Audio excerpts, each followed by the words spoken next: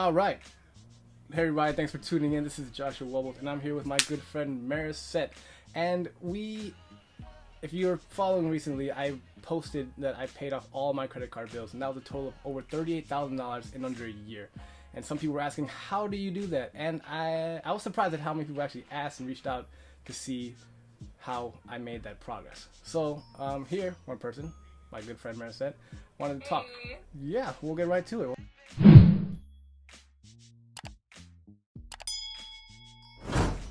Marizette, I guess. What were you thinking when you, I guess, first saw that I paid off the credit card? Yeah, so I followed Dave Ramsey on Instagram, and I just have I love watching either like the financial diet on YouTube. So I am intrigued by a lot of financial people out there because it's good when you pay something off. You have a lot of control over your money instead of your money controlling you. And you hear that, you, a good friend of mine, has been able to pay all of that. Like, that's a lot of money in a year. It's just like, okay, how can I do that? Like, when I sometimes struggle with oh man, I have $1,000 in my credit card. Like, how am I gonna pay that off? And then with the whole spiral of the pandemic, we're in an economical time where a recession might come, and there's just a lot of gray area when it comes to finances. If you're jobless or if you're furloughed, how can we still stay on top of our finances? It's scary. I definitely agree with that because I think no other time than now, basically going through this pandemic that's spread across the world, and 6 million plus people in America are out of jobs, and including some of us. And I think more than ever this is a perfect time to become financially literate. You know what I mean?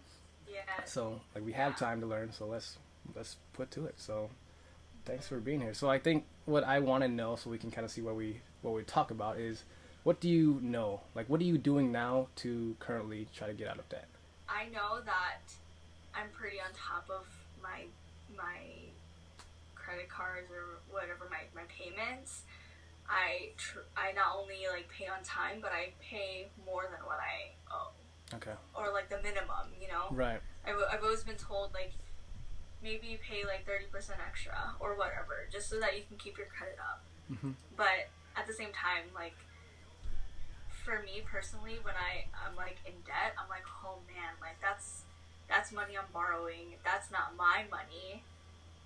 I need to get rid of that. And there is a psychological feeling that you have when you are in debt. When you're indebted to something or someone, it's you don't have control. You don't feel like it's yours to claim. Right. Oh, I bought this phone or camera, right, but is it really mine? Because I still owe for it. Right. It's just I don't know. There's some psychological thing in that. I think that's a good point that you're making. I think your head's in a good place for sure. You should see my planner. I have the dates, June 28th, 2021, when interest starts hitting you. I am making sure that my payments, I pay it off before interest hits, because that's Great. where these credit card companies are making money, Mm-hmm. is through the interest. Mm-hmm. Then are you really paying that much for what you bought? Right. You're paying extra. Extra just to have it now, right? So that's a sign of discipline and being able to monitor your purchases. What I just want to know, we don't have to talk about the numbers if you don't want to, but what kind of debt do you have? Because there's a difference. There's good debt and then there's bad debt, right? Mm-hmm. The one thing that's keeping you from getting rich and wealthy is debt. Imagine everything you made, you got to keep besides paying taxes, Social Security. That's all money going into your pocket. That is crazy.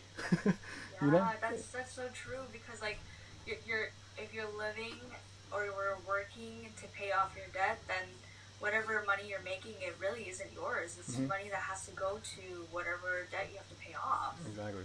You live paycheck to paycheck, and that's what 1 in 4 people right now, or something like that. I don't know. Oh, I believe it. It's crazy. So now, do you do you have a goal to when you want to pay off these debts? Yeah. So my goal is, or was, I don't know, because timing with the whole pandemic thing, right? It does make it I was tricky. I was telling Daniel, I was like, okay, if our lease ends in August, I want to make sure that I am free of at least one credit card by then. Mm-hmm. So I had a goal to pay off at least one. But then, and literally, like, whatever I was going to make from work, I would just throw in 100 each week. Like an extra each week to pay it off. Because that's going to go down really fast. Yeah. A lot of what I did was goal setting. You know, I'm a very goal-oriented person. I have to see my goals. You know what I mean? And you just have to attack it like hardcore, because there's a point when you become complacent in your goals, they tend to fade away, and you tend to like, oh, it's no big deal. Everyone is in debt already. Debt is normal, you know. And then you become trapped in this mindset, which will keep you in this thing we call the rat race. So Dave Ramsey, you already know about him. He has this great podcast that I listen to, and they do this thing called the debt-free scream. Have you heard of that? The debt-free scream. So basically, people make it a goal to pay off their debt, no matter how much it is. $3,000, $100,000, and they're like, I'm gonna pay this school off in 9 months, in a year and a half, 2 years. And they work, they live off rice, they live off beans, and you hear their stories.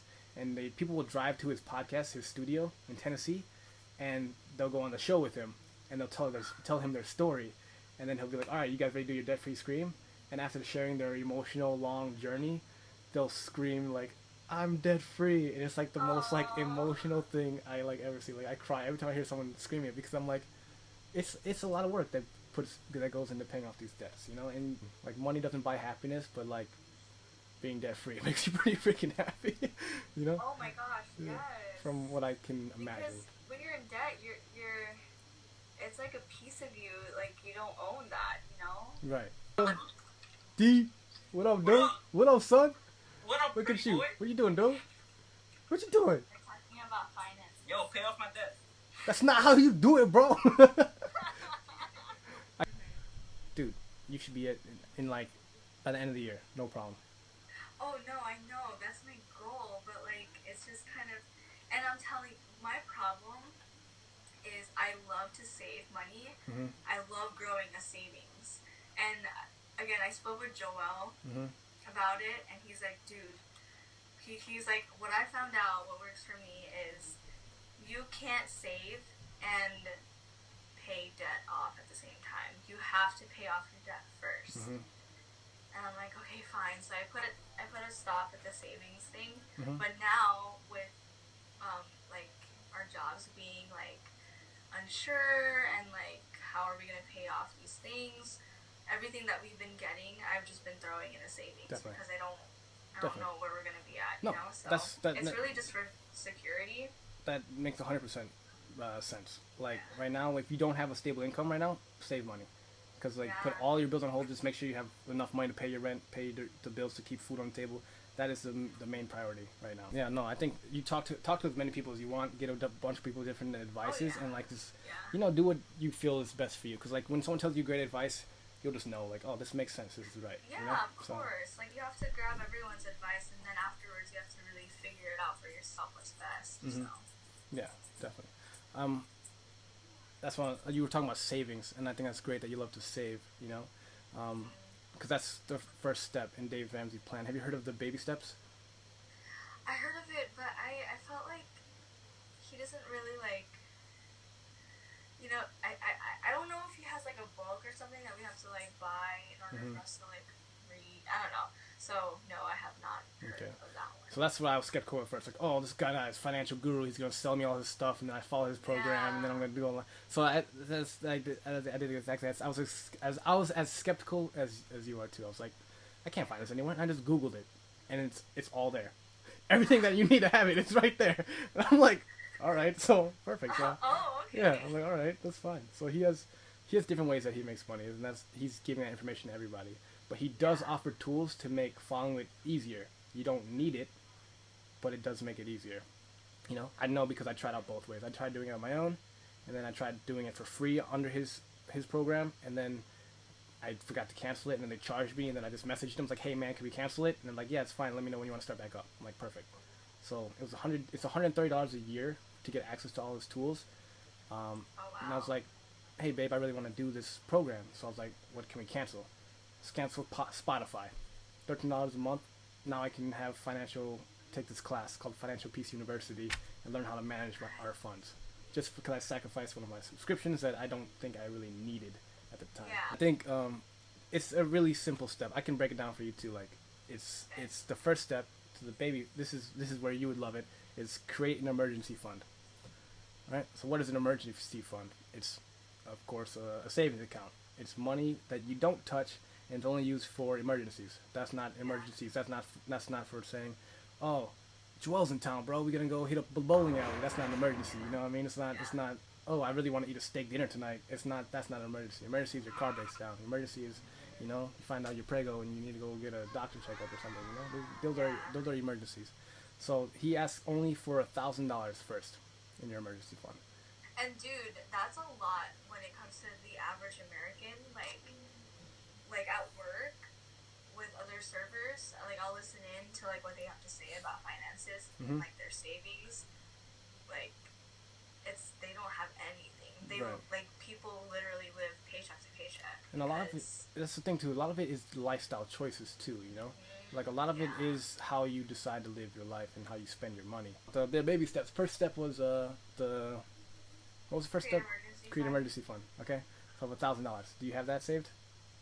Yep. Dude, look at that. You're already on step 2.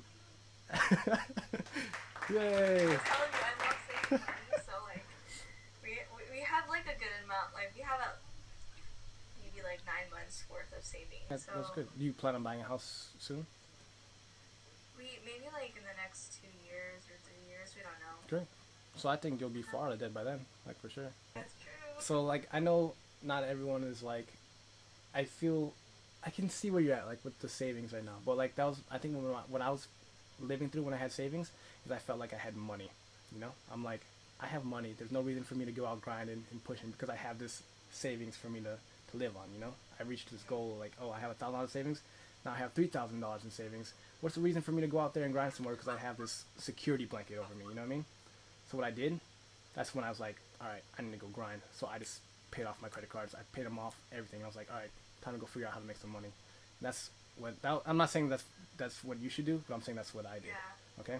Because I didn't want to be complacent, right? I knew I wanted to pay off the debt eventually. I knew it's going to take time, but why can't I do it right now? I know I don't have a job, but I know I can make money, right? So I'm like, I gotta push myself to create content like this, to cook food and sell it, because now my money is going somewhere. It's not just sitting there in an account collecting dust or just like for me to be. So it's. Dude, I feel the opposite of you. I feel like I have this savings, and this is how I've always felt about savings. I don't know, but like I see that I have the savings, and then I see my checkings, and that's all I see. I don't even see my savings after that. I see what I have in my checkings, Right. and I'm just like, wow, I am poor. Like I don't. That's how I see it. Like Right. I don't see that I have money. Like the money in my savings, I don't even think of it as like, oh, can I touch that? Right. I don't even think about it. Right. So me, I'm just like, man, I may have X amount of money in general, savings, checkings combined, but I can't touch it. Like I physically feel bad if I touch it. You're right, and that's okay. I mean, you should feel like savings is for savings for a purchase, but I think like what is the savings doing for you? What is it doing right now? Like It's just it's just sitting there. Like it's seeing it differently than kind of what you've been seeing it. You know what I mean? I like that. Because I think like after you pay off your debt, then you have this freedom to do whatever you want, not whatever you want with your money, but to control your money better, right? And then down the road when you are making money or all your money is going towards your checkings or your savings, you can learn to reinvest your money. And that's literally how you become financially like well off, become wealthy. Let's just say you will be rich.